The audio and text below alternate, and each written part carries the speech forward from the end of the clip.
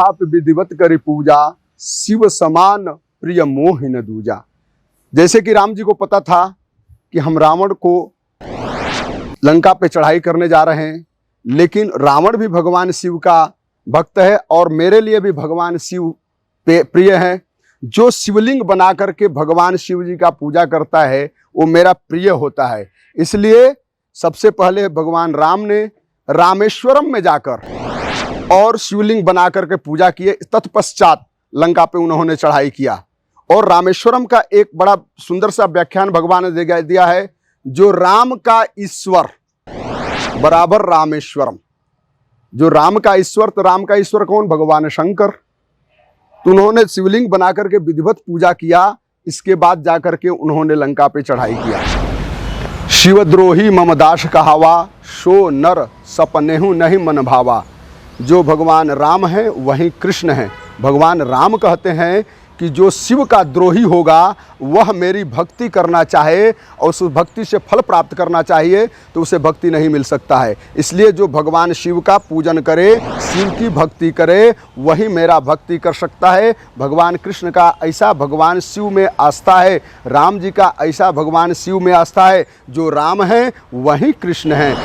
हर वर्ष की तरह इस बार भी जन्माष्टमी 2 दिन मनाया जाएगा, एक 18 और दूसरा 19। तो अभी मैं आपको बताऊंगा कि 18 को किसके लिए है और 19 तारीख को किसके लिए जन्माष्टमी है। प्रिय दर्शकों, महादेव भक्ति चैनल में आप सभी का स्वागत है। जैसा कि जानते हैं कि महादेव भक्ति चैनल महादेव से संबंधित जितनी भी जानकारियां हैं वह आप तक पहुंचाती है।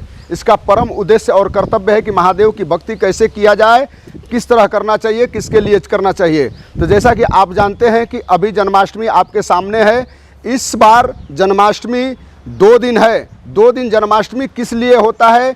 एक जन्माष्टमी जो पहला होता है वो गृहस्थ यानी स्मार्तों के लिए, और दूसरी जो जन्माष्टमी होती है वह वैष्णव के लिए। तो हम आपको ये बताएंगे कि जन्माष्टमी जो 18 को पड़ रही है वो किसके लिए। तो हम सभी स्मार्तों के लिए जन्माष्टमी 18 को होगी। 18 को ही जन्माष्टमी हमें क्यों मनाना चाहिए? हम स्मार्त हैं, हम गृहस्थ हैं, हमें सब कुछ की सुख चाहिए। गाड़ी घोड़ा बंगला, मेरा लड़का पढ़ना चाहिए, घर मकान दुकान सब कुछ चाहिए। और जो वैष्णव होते हैं उनको सिर्फ व सिर्फ भक्ति चाहिए। तो वैष्णव के लिए 19 तारीख को जन्माष्टमी है और स्मार्तों के लिए 18 तारीख को जन्माष्टमी है। जो वैष्णव लोग होते हैं उनको सिर्फ और सिर्फ भगवान से भक्ति चाहिए और कुछ नहीं चाहिए। और गृहस्थ लोगों को सब कुछ चाहिए। इसलिए गृहस्थ एक दिन पहले, वैष्णव से एक दिन पहले जन्माष्टमी मनाते हैं। तो हमारे सारे स्मार्त भाई बंधुओं सुन लें, जन्माष्टमी गृहस्थों के लिए, जिन गृहस्थ उन्हें बोलते हैं जिनके बाल बच्चे आदि इत्यादि घर परिवार होता है, उनको गृहस्थ बोलते हैं। तो उनके लिए जन्माष्टमी 18 तारीख को होगी इस बार। और जो हमारे साधु संत वैष्णव समाज के लोग हैं उनके लिए जन्माष्टमी 19 तारीख को होगी। तो सभी लोगों के लिए जन्माष्टमियाँ बिल्कुल फिक्स है।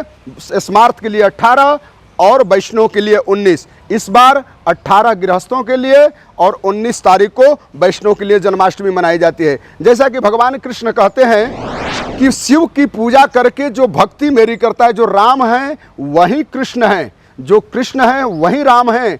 और राम जी की गुरु जो हैं शिव जी हैं। शिव जी का जो पूजन करके कृष्ण भगवान का पूजन करता है उसी की भक्ति स्वीकार की जाती है। जैसा कि आप जानते हैं राम ईश्वर बराबर रामेश्वरम। रामेश्वरम में आपने देखा कि भगवान राम जी ने पूजन करके लंका पे चढ़ाई किया, भगवान शिव का पूजन करके लंका पे चढ़ाई किया।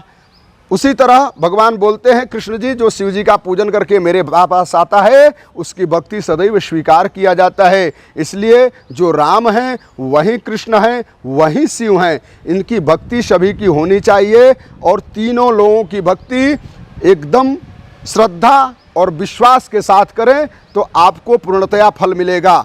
इस बार जो जन्माष्टमी है 18 तारीख को सायंकालीन गृहस्थों के लिए बताया गया है और 19 तारीख को लिए वैष्णव समाज साधु संतों के लिए जन्माष्टमी बताया गया है।